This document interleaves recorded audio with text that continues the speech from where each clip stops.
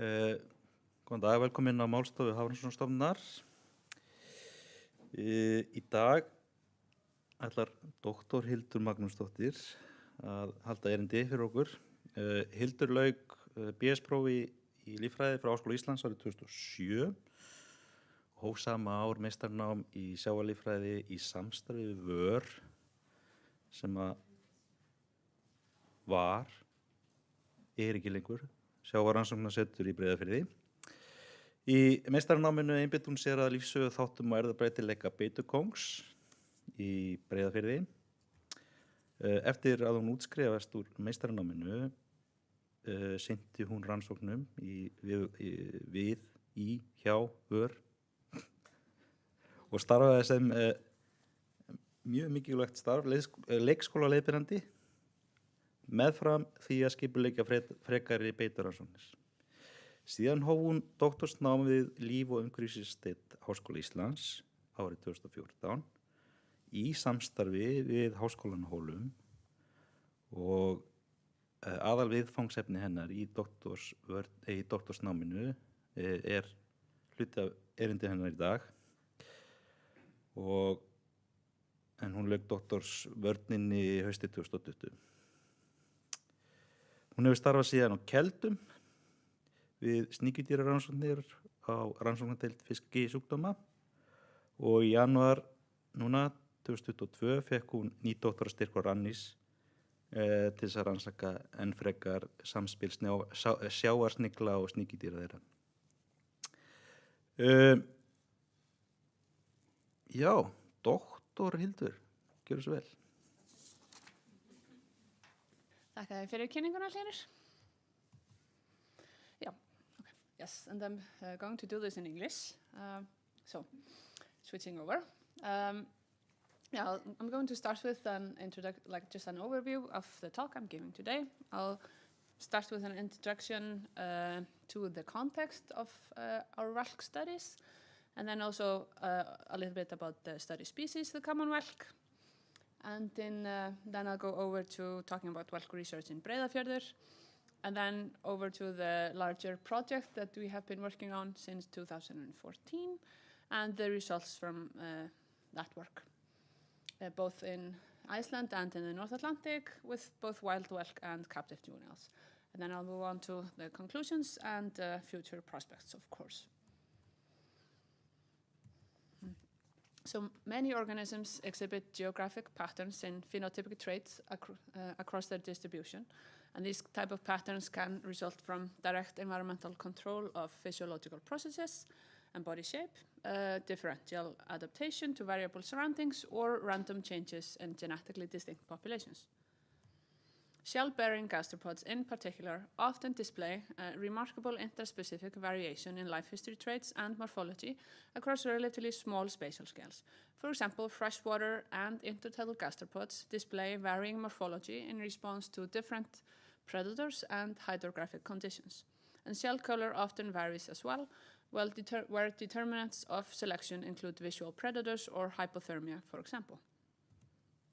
And the effect of microevolutionary processes on interspecific diversity is ultimately what drives long-term evolution.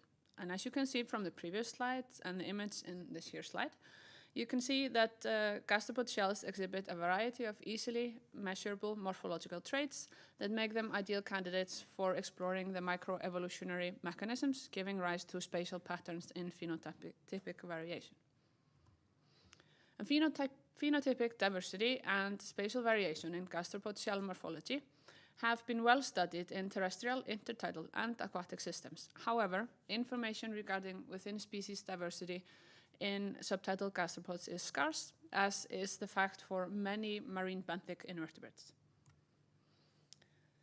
And the common whelk, or Buccinum undatum, could be a good candidate for studies on microevolution in subtidal ecosystems, since it exhibits consistent spatial variation in life history traits and morphology throughout its distribution in the North Atlantic.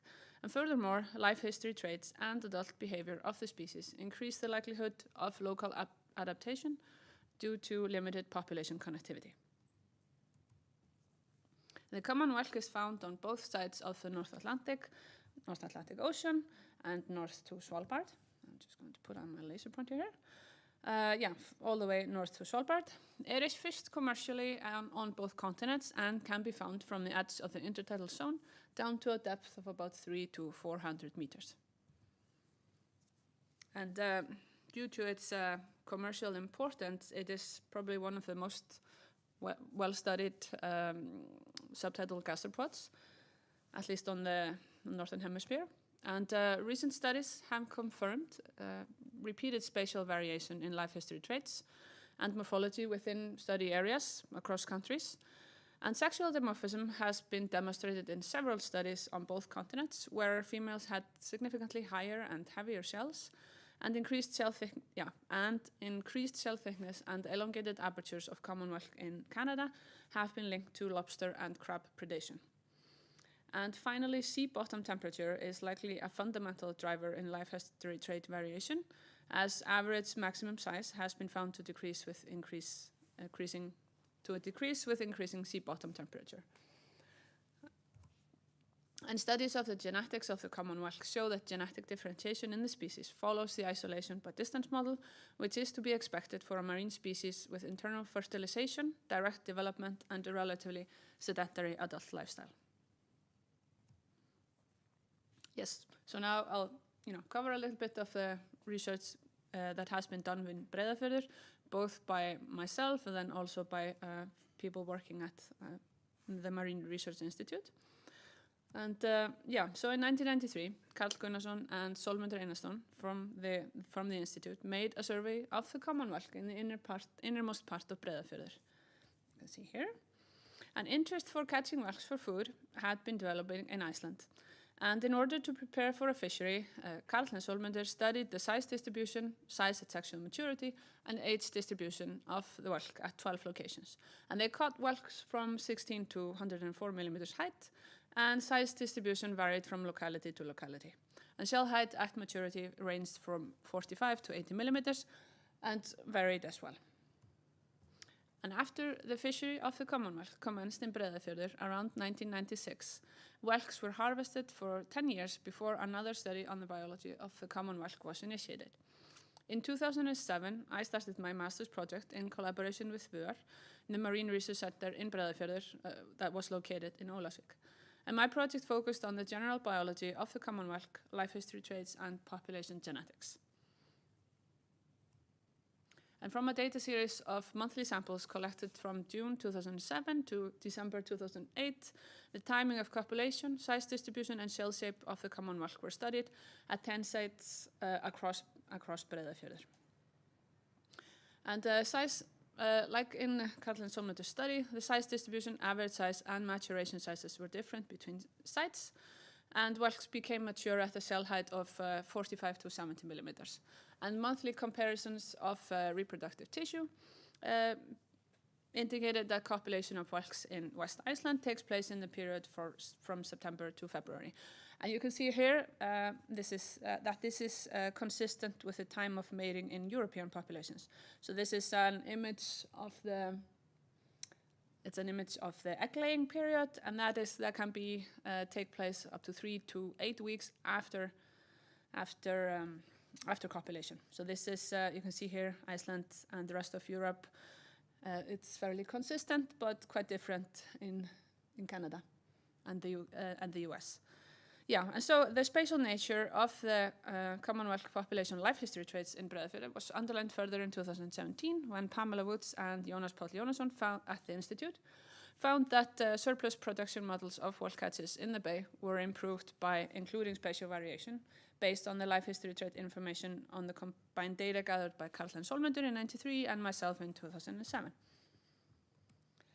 And to determine the population structure of the common whelk within Breiðafjörður and across the Atlantic, genetic patterns based on sequence variation in 2 mitochondrial genes and 5 microsatellites were studied. And we found significant differences in allele and haplotype frequencies among samples separated by short distances along the coast of Iceland. And again, following this isolations by distance model. And phylogeographic patterns in mitochondrial DNA, you can see phylogeographic tree over here, they reveal different monophyletic lineages on both sides of the Atlantic, which predate the onset of the Ice Age and may constitute cryptic species. So during my master's project, we noticed that shell color and shape were very site-specific. At stations, for example, in the north and south of Breiðafjörður, there were thicker, more robust shells, while shell in the middle of the bay, or center of the bay, were thin with tall spires. And also the color varied quite a lot as well. And we began to wonder what mechanisms were at work there. And ultimately, our grant application for the next Whelk project was accepted, and we began to work towards unraveling the shell trait variation in the species. And so the Whelk team was a collaboration between Hólar University and the University of Iceland. So it's professors Snæbjörn Pálsson, Sophanías Jónsson, and Dr. Erla Björk Arnaldsdóttir, rector at Hólar University, and then Dr. Kristen Westphal, who is now working at DFO in Canada, and Jake Goodall, who has just started working in Sweden. The overall goal of our research project was to determine genotype-phenotype associations across Whelk populations, study differential gene expression correlated with shell trait determination, and describe population genomic and phylogeographic patterns across the species distribution. And what is so beautiful about gastropods and mollusks, in fact, is that if you're looking at how the shell is made, it's only the mantle organ over here that covers the back of the animal, so the dorsal part of the animal, and also lines the shell. And it is the only organ in mollusks that secretes the proteins that are used to form the shell. So it's looking at the expression of genes related to that contribute to shell production should be fairly straightforward. And you can see here some of the color types that we have observed in the common Whelk in Breiðafjörður. Yeah, so our main sample areas were Canada, Greenland, Iceland, and Faroe Islands, and England. And I just want to explain a little bit about the genetic sampling over here. So the previous work that we had done based on the data from 2007, some time ago we found out that some of the data, so the 16S RNA had not been correctly assigned. So we decided to use, it was actually not from the common Whelk, so we decided to reanalyze the cytochrome oxidase data, which is correct. And so that is the shorter base pair sequences here. And then to extend our geographical coverage and also the coverage of the cytochrome oxidase gene, we got mitochondrial data from our new sampling in 2014, and then also obtained some sequences from GeneBank and BOLT. And the areas that are not circled, they are the ones that we got from these databases. And then, of course, our rat-seq data, and then we gathered some egg masses in Iceland and in Canada for our common garden experiment. Yes, so for so even though this research project that we had started working on then in 2014, it was the focus was mostly on the shell color of the common Whelk. My PhD, which was funded by this grant, the same grant, focused both on shell shape and shell color. And so for the shell shape analysis, we used 3 methods to study the shape of the shell. And the traditional morphometrics is like a tried and tested method. So it's just measuring the shell and using the ratios between length and width to as a proxy for the shape. And in that way, we could use data from our old study and the new study to get a better coverage. And then the landmark-based and geometric morphometrics and the shell outline analysis are more recent methods.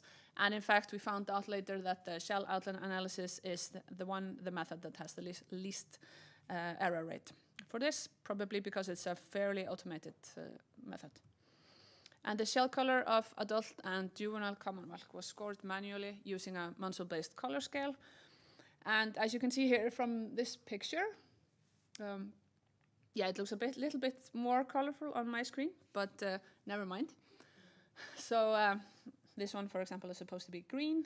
Anyway, you can still see that Whelk shells are rarely monochrome. They're this one main color, and then there's like some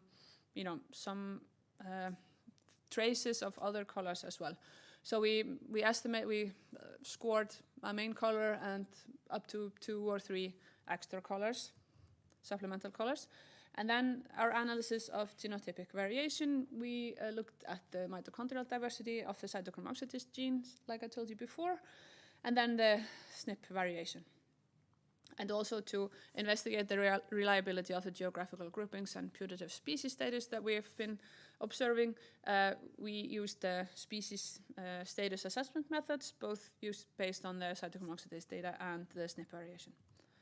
And finally, we implemented the common garden experiment to study the development of morphological traits of the common whelk under controlled conditions. Yes, so over to the results. I'm going to start on the fine scales patterns that we observed in Breiðafjörður, so both the genetic and the morphological part. We sampled individuals across the bay, both old sites from our previous work and new sites towards the outer part of the bay. And using FST here, we plot them on the principal components to see how they line up. And the genetic divergence of whelk in Breiðafjörður followed a model of isolation by distance, with individuals within the outermost over here and innermost regions of Breiðafjörður generally displaying the greatest degree of genetic similarity and admixture. And estimation of the clusters emphasize this, with the clusters segregating, with the best clusters segregating the outer and innermost bay sites here with minimal gene flow. Yeah, and the fine-scaled phenotypic differentiation of whelk populations was observed in Breiðafjörður, emphasizing the role that low population connectivity plays in the population ecology here. And you can see here that these are the data from the geometric morphometrics analysis, and you can see here that the sample sets align in the same order on the first principal component axis as the longitudinal axis on the map here. So it's a very strong correlation with the longitude or depth, which is unfortunately for the study, it's very correlated. Anyway, so there was in fact a strong correlation of all shell characteristics using both traditional morphometrics and the geometric morphometrics. Yes, there was a strong correlation with depth and longitude, like I said. Shell color diversity, striped individuals was more, there was a larger proportion of striped individuals at south sites that were further out in the bay. They were less thick, more round, and had more elongate apertures. And there was a significant difference in shell shape and color between the two genetic clusters I showed you before. And this graph here, this is the color information at all of the sites, so most of the sites in Breiðafjörður. At 1 or 2, we didn't get enough data to include here. And and this is going from the inner to the outer part of the bay. You can see that there is more green individuals over here and less green as we go towards the outer part of the bay, with more color combinations. And you can see these horizontal lines within the bars. They are these main colors plus 1 or 2 other supplemental colors. And migration analysis show that coastal sites share the greatest degree of migration. And from the 2 deepest sites, Odd and Bja, migration is unidirectional towards the shallower areas. And this one, Bjarneyjarall, for example, it's one of the most different sites because it's we caught whelks there at 120 meters, but most of the other sites are 15 to 20, 30 meters here, and Bjarneyjarsker is maybe 47 meters deep. And we're not sure what the cause of this pattern is, but one possible cause could be that coastal sites are more vulnerable to storm events and experience more rafting of egg masses. So the common whelk attaches its egg masses to a hard substrate like rocks or kelp. But then if it's stormy, sometimes they drift away, and you've probably seen egg masses on the beach somewhere. And so over to the large-scale spatial patterns, so over all of the whelk's distribution in the North Atlantic. And the phylogeny based on the shorter cytochrome oxidase variation, again, recovered two monophyletic clades, the eastern and western North Atlantic Ocean. And the main divergence event is predicted to have occurred 2.1 million years ago, with the western North Atlantic clade dividing again 1.3 million years ago.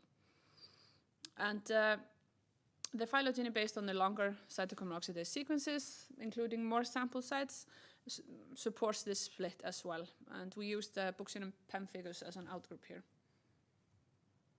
Yeah, and then looking at the RAD-seq data, so the SNP variation, the genetic divergence followed an isolation by distance model with the Faroe Islands and England whelk displaying the greatest degree of genetic similarity, followed by Iceland, while Canada represented the most genetically divergent population relative to the eastern North Atlantic populations, and no signals of population admixture were observed between whelk from the four countries.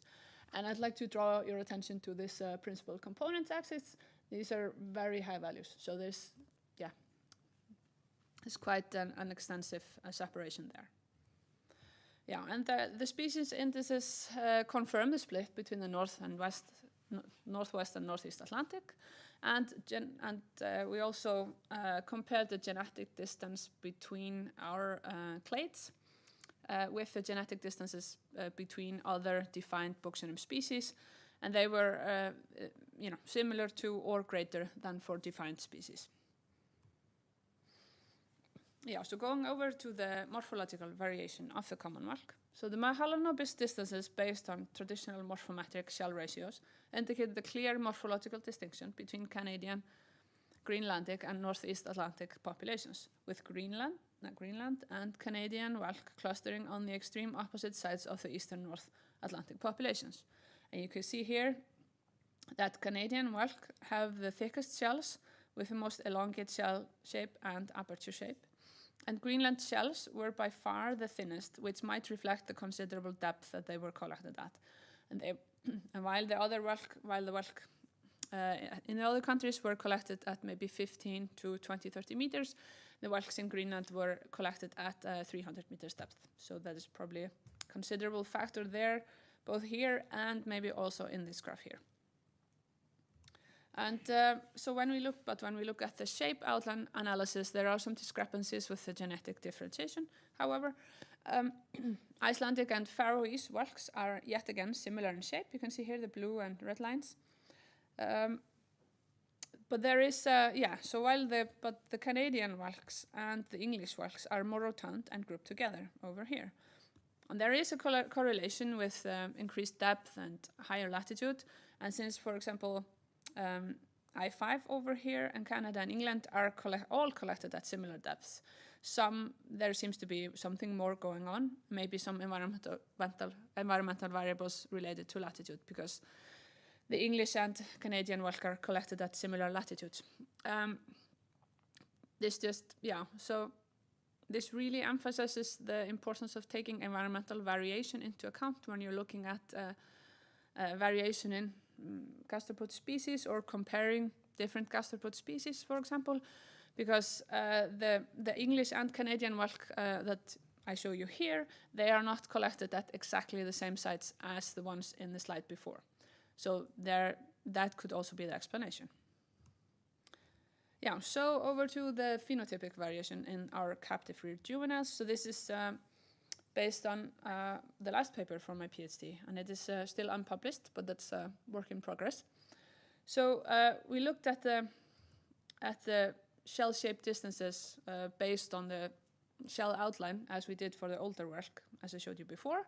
So, and when we partitioned the variance in shell-shaped distances for juvenile whelk, the number of whorls and country of origin explained the largest part of the variance. And so that makes sense, particularly with the whorls. I'm comparing growing individuals instead of adults, and so different growth rates and allometry needs to be considered.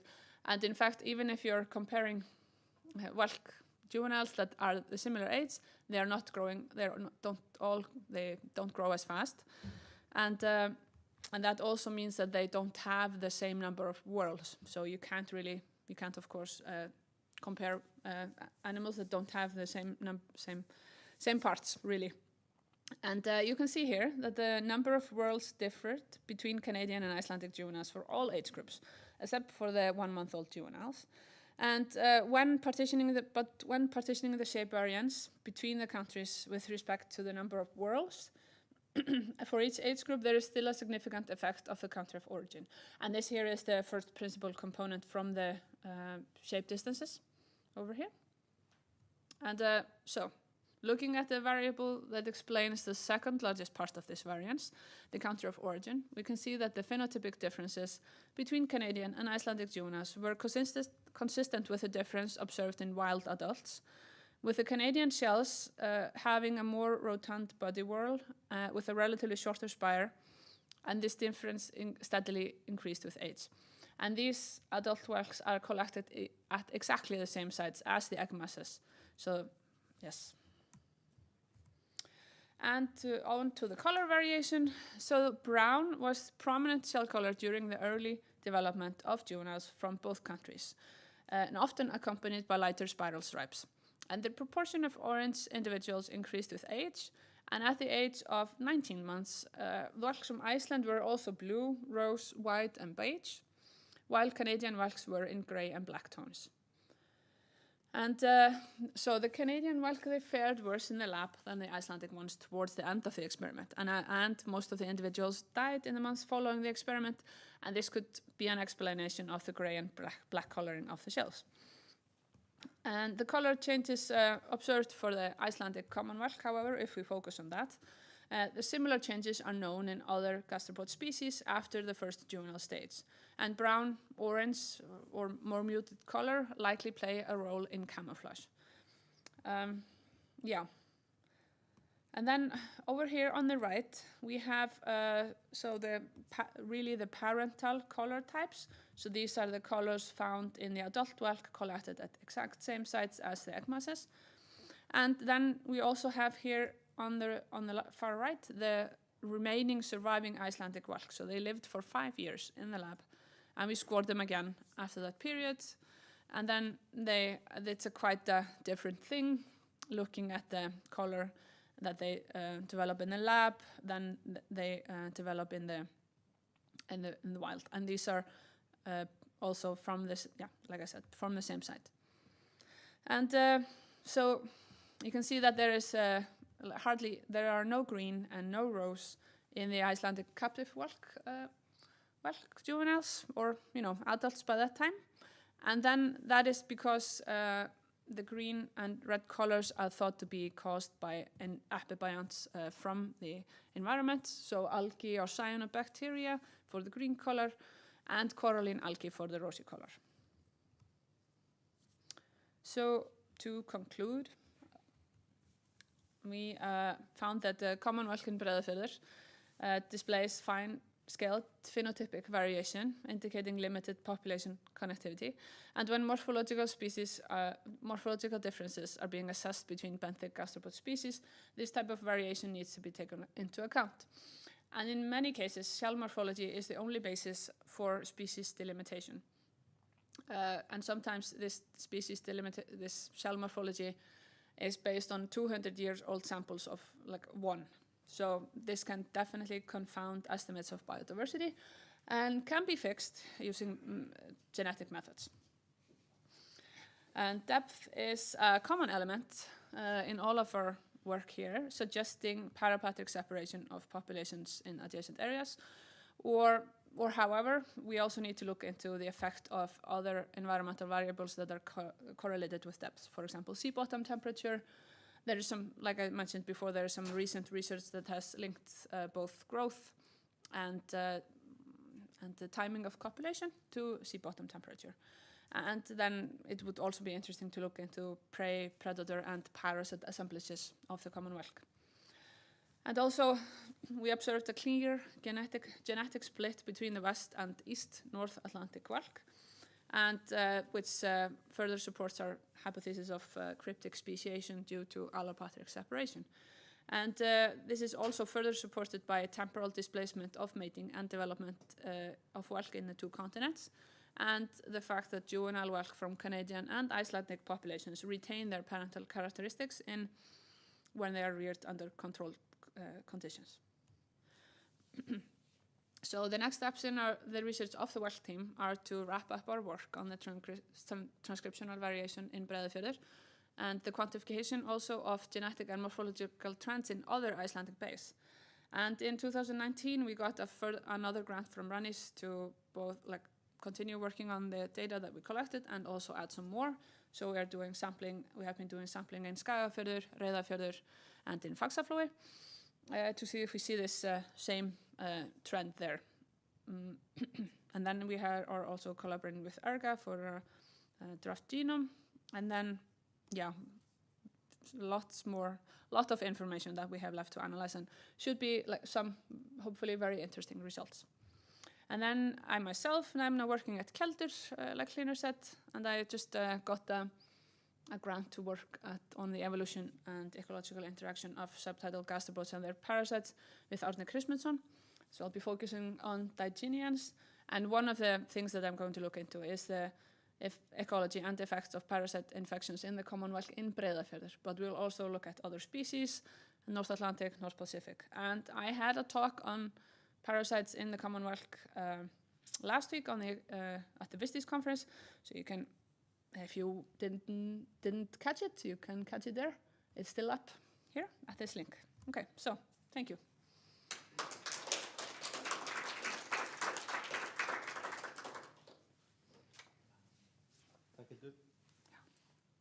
Heyrist í mér? Já. Hvora spurningar? Já, Hrönn. Takk, Hrönn. A fellow interest person in mollusks. Mm-hmm. When you did the common garden experiment, did you also look at the differences between the groups in terms of how they react to environmental parameters like temperature, different temperatures, or? No, we did not. It was probably the simplest common garden experiment that has ever been done. So no, it was just, no. But it would be really nice. And there has been, the main, what we wanted to work with was to get offspring or juveniles from different sites in Breiðafjörður and to see if they were similar to their parental population. Unfortunately, as is the case with some of these, common garden experiments, only the whelks from Stykkishólmur survived. Mm-hmm. So that was what we were working on. So this is maybe why it sounds like a very simple common garden experiment, but no, this would be really interesting. And we, I know Catherine Smith, and they have been, and Sven Tatje, they have actually done some work on this. I think it's papers from, well, I don't remember the exact date, but they did an experiment on this. So looking at the response of whelk juveniles and eggs to different temperature actually and pressure. So they can actually tolerate quite a lot of pressure, and then I don't really remember the results for the temperature, but they are cold water animals, but they are still quite tolerant. Thank you.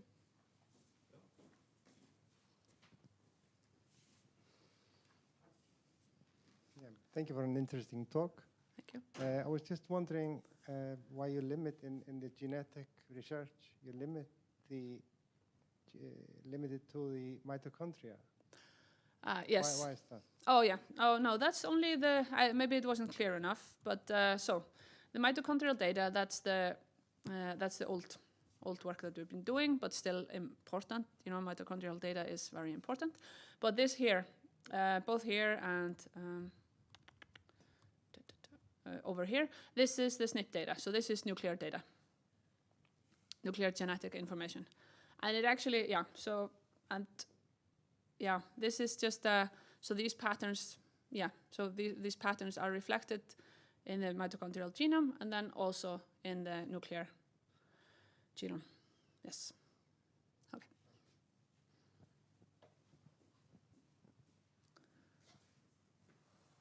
Hi, Hildur. Thank you very much for the talk. Well, just to continue a little bit like this, I guess you used also the mitochondrial DNA sequences to be sure of the species.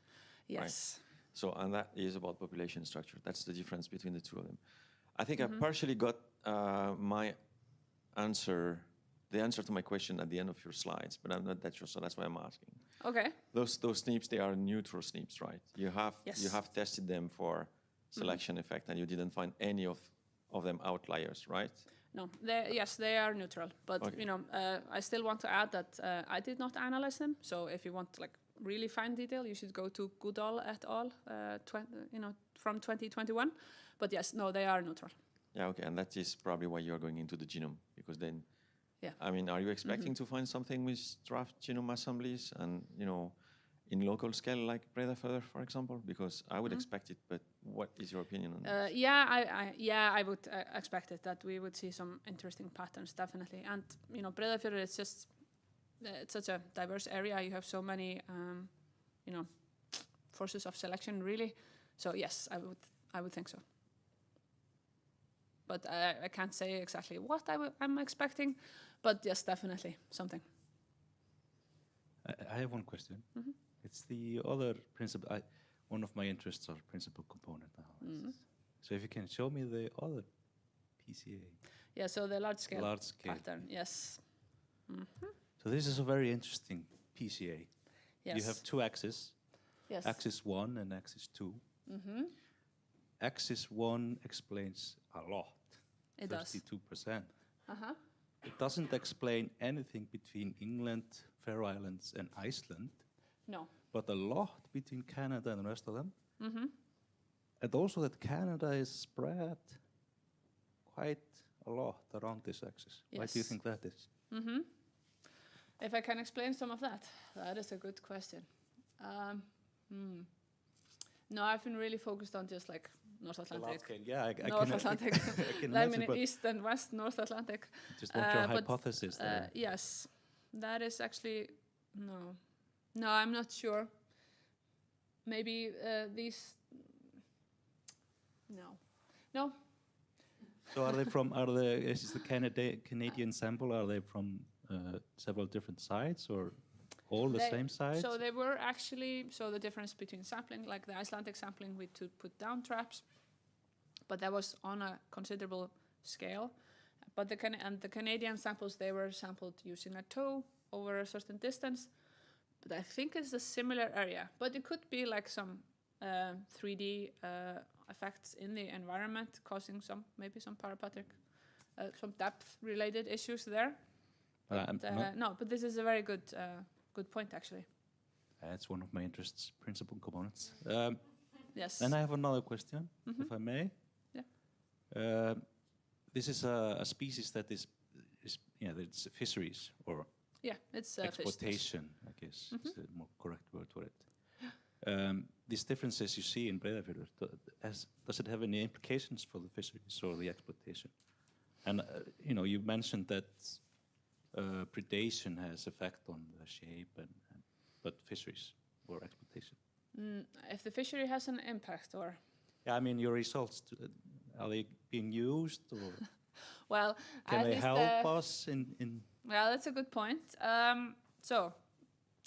least the work from my master's project, that is definitely highly relatable to fisheries. For example, like the variation of the of the size at sexual maturity, and but this is more of a more of a basic research, into evolutionary processes maybe.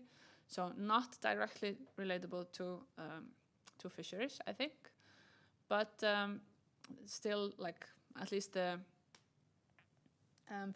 but however, maybe for example, I have heard that in France, green whelks are more popular than other types of whelks. So it should be good to know where you can fish for, where you can find green whelks. That is maybe my only point on this. How do they exploit it? They just sample everywhere in Breiðafjörður or? No. And so I think there has been some density surveys as well. And then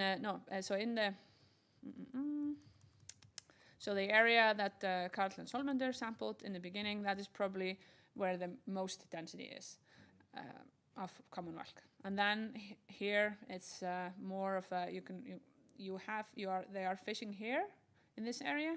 All of these sites actually were fished by the time that we did our study. So I think they started fishing here and then over there. But maybe other people at the institute are more informed about this than I am. But but towards the outer part, the sites that we were studying over here, there is not a lot of density there. So that's also why we got so few individuals there. Okay, Jonas? I was hoping. Yeah, I have one question, it's not about the fisheries, but a little bit about the predation. And because now in the Bay of Breiðafjörður, we have a new predator, the Atlantic rock crab. And you mentioned the shell thickness. Yes. I'm just wondering, how variant is the shell thickness that you see or that you are witnessing in your samples? And is that something that you might maybe foresee that would be any changes, because we are seeing quite rapidly colonizations, and the rock crab is now in at least in some areas in really high abundance, so it might kind of change a little bit, what you have been describing now. And definitely. And I've been worrying a little bit about this, at the back of my mind for some time, because it's not only a competition for the common whelk, but it's also a predator of the common whelk. So it will probably have some extensive effects in Breiðafjörður. But the thing is with the thickness, so there have been some studies on the interaction of invasive green crabs in the US, I think, with some other gastropod species, and it can actually happen quite rapidly, these effects of invasive species. But so we, if we were to go there now to sample, or in a few years, maybe we would find a lot more thick-shelled whelks. So because this is what happens, this is kind of like a passive defensive response. So they can sense that there are crabs around, and then they stay within the shell and use resources more.